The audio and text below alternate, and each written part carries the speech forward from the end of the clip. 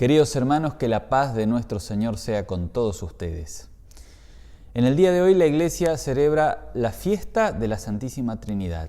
Y el texto asignado para hoy, y sobre el cual va a estar basado el sermón, se encuentra en Mateo capítulo 28, versículos 19 y 20, y dicen así: Por tanto, vayan por todo el mundo y hagan discípulos a todas las naciones, bautizándolos en el nombre del Padre, del Hijo y del Espíritu Santo, y enseñándoles que guarden todas las cosas que yo les he mandado. Y yo estoy con ustedes todos los días hasta el fin del mundo. En la fiesta de la Santísima Trinidad, este texto habla acerca del trabajo o de la tarea que nuestro Señor encargó a la Iglesia. ¿En qué consistiría el verdadero trabajo de la Iglesia?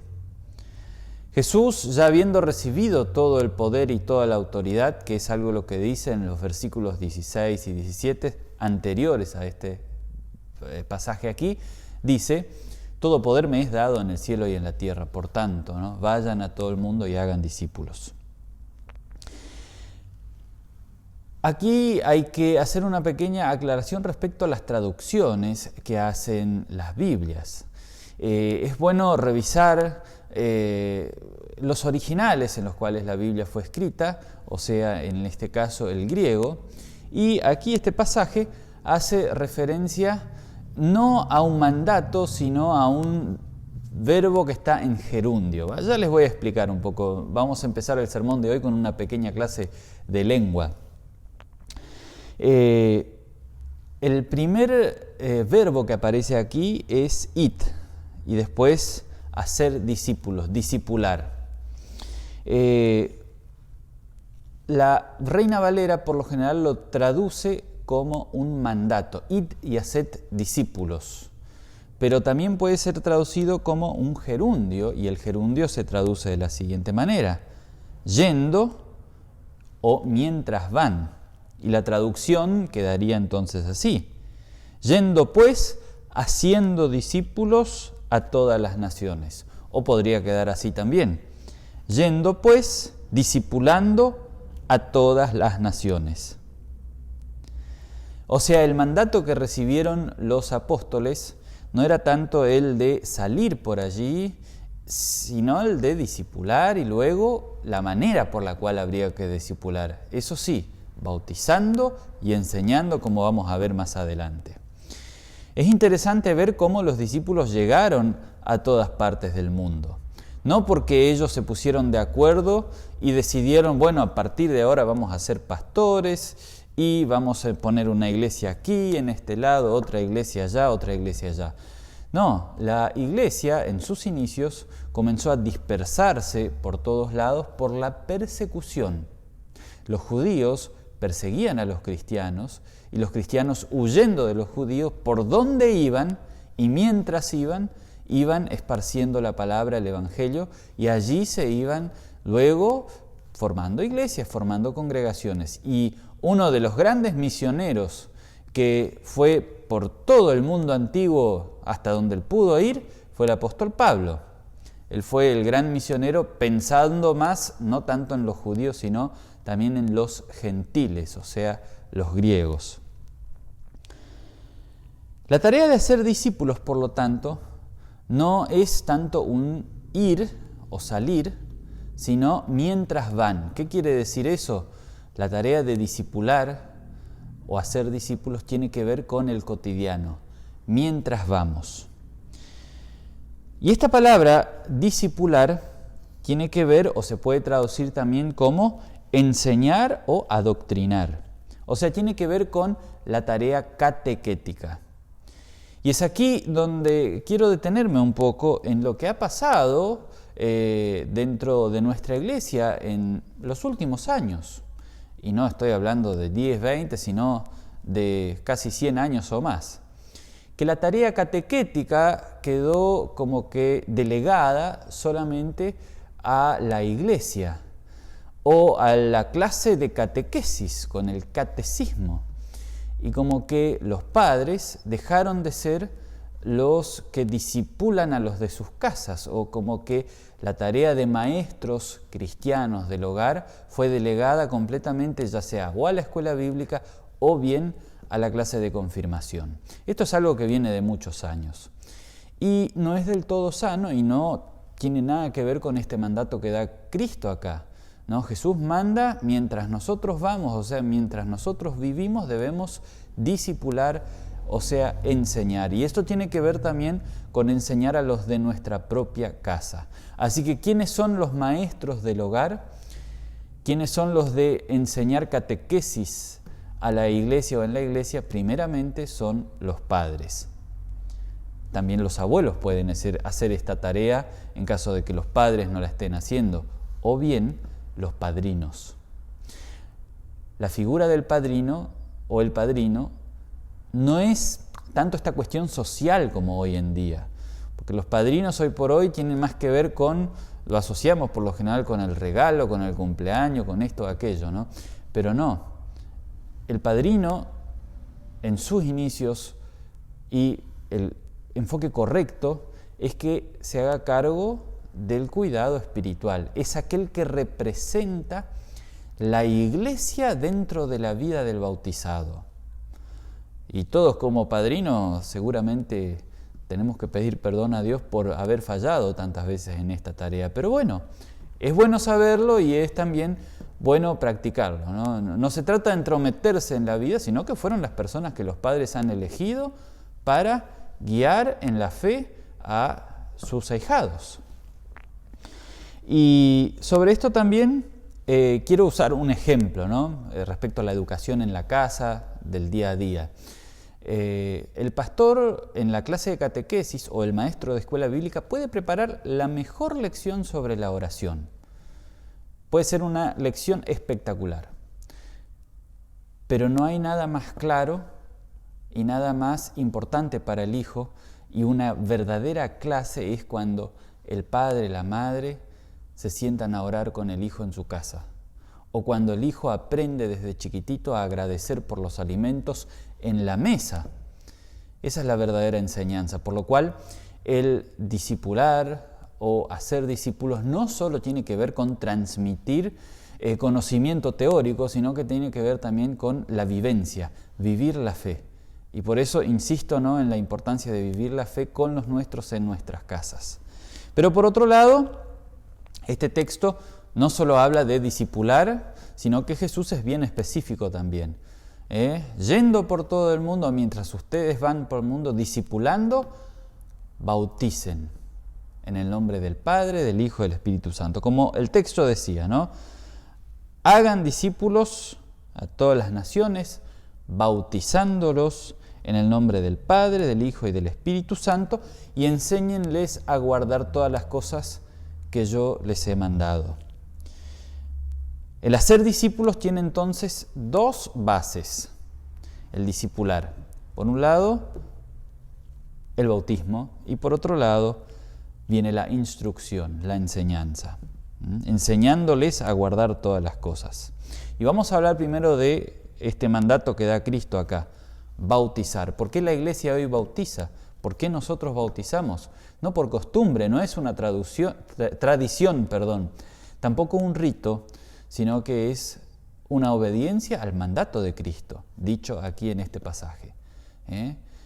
Bautizando en el nombre del Padre, del Hijo y del Espíritu Santo. Es la manera por la cual la iglesia se extiende. De hecho, como resultado del primer sermón del Pedro, que lo vimos en el sermón pasado, allí la primera acción luego de haber escuchado esa palabra era que la gente se bautizó. 3.000 personas se bautizaron en aquel entonces.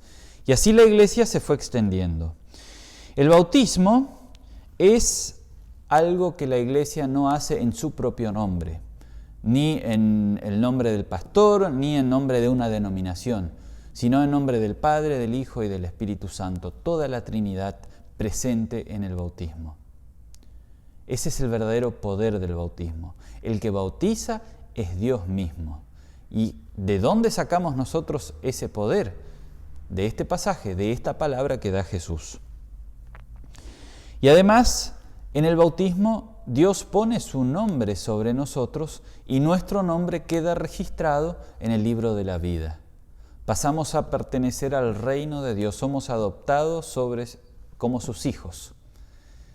Y sobre esta necesidad Jesús también le habla al maestro judío Nicodemo cuando se encuentra con él. En San Juan capítulo 3, uno de los versículos más conocidos acerca del bautismo, cuando Jesús dice: de cierto te digo que el que no nace del agua y del Espíritu no puede entrar en el reino de Dios. Lo que nace de carne, carne es, y lo que nace de espíritu, espíritu es. O sea, Dios en el bautismo obra vida, obra fe. Comienza una nueva vida en el bautismo.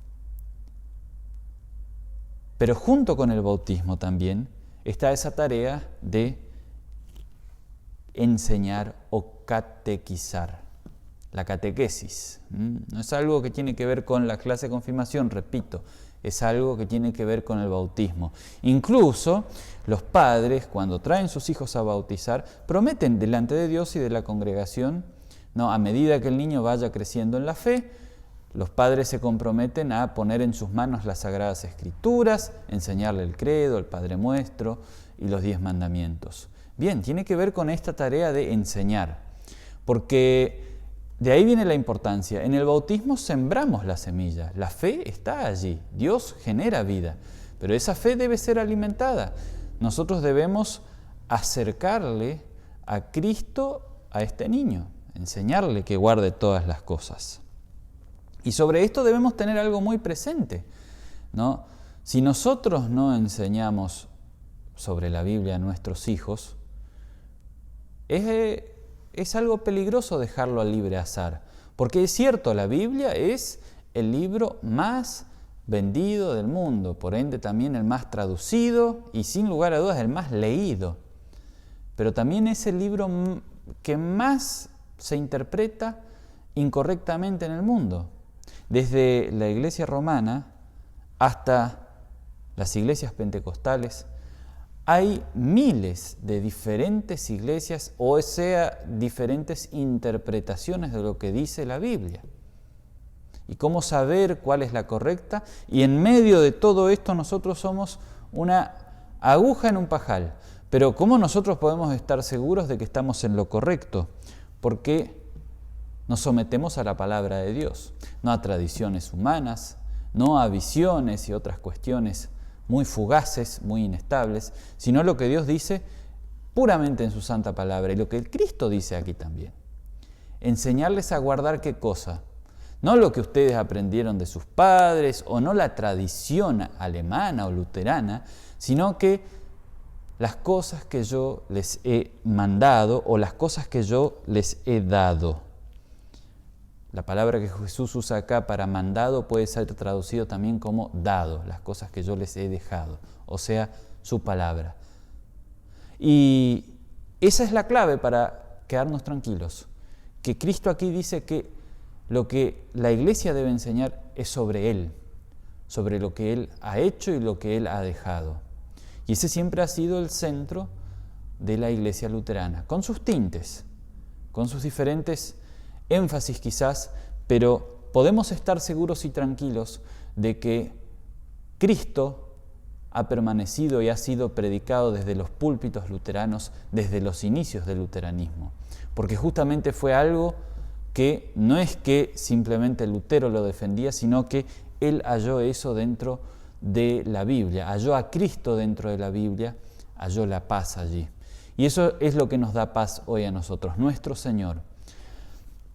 Y ahí también es importante saber sobre qué nos paramos como iglesia hoy. No nos paramos sobre la palabra Lutero, sobre las palabras de hombres, sobre las tradiciones de los hombres. Estamos parados sobre la gracia de Cristo, sobre la obra de Cristo. Y esa obra de Cristo, esas palabras de Cristo, deben ser también la cual ustedes como padres, como madres, como abuelos, compartan con los suyos, ya sea con los de su familia, ya sea con sus hijos o mientras van, ¿no? Porque es cierto que lo de ir y hacer discípulos no solo tiene que ver con la familia de uno, sino también tiene que ver con todo el ambiente en el cual uno se mueve. Así que Cristo, su evangelio, su historia, su perdón, están para ser compartidos en el medio en el cual nosotros nos vamos a mover. Y Cristo además nos dice algo muy consolador aquí. Yo estaré con ustedes todos los días hasta el fin del mundo. Emmanuel es uno de los nombres proféticos de Cristo en el Antiguo Testamento. Dios con nosotros. Y esto es lo que Cristo dice aquí al final del Evangelio de Mateo. Estaré con ustedes todos los días hasta el fin del mundo. ¿Y cómo? ¿En el aire? ¿Dónde está Cristo? Sí, sabemos que Dios vive en nuestro y habita en nuestros corazones por el Espíritu Santo. Pero además, Cristo, así como se encarnó en la persona de Jesús, hoy se encarna o se hace presente en su iglesia de una manera especial. Ya sea en la palabra predicada, en el anuncio del Evangelio desde los diferentes púlpitos en el mundo. Cristo se hace presente también en su iglesia a través de su cuerpo y sangre, presencia real de Cristo en la Santa Cena para darnos a nosotros perdón de pecados. Además, también Cristo se hace presente en el bautismo, donde su presencia genera vida, junto con la del Padre y la del Espíritu Santo. Y también allí donde hay perdón de pecados, Cristo se hace presente, donde la absolución es pronunciada, ya sea en los cultos públicos, en la mutua consolación de hermanos, cuando nosotros en nombre de Cristo perdonamos los pecados a otros, ahí Cristo se hace presente. Eso es importante saberlo. Cristo está donde su evangelio es predicado, donde sus sacramentos son administrados. Y en esto nosotros nos consolamos también, de que la presencia de Cristo está en medio de la iglesia a través del sacramento del altar, la Santa Cena. Y es cierto, ahora lo extrañamos, pero aún así Cristo se hace presente a través de su palabra.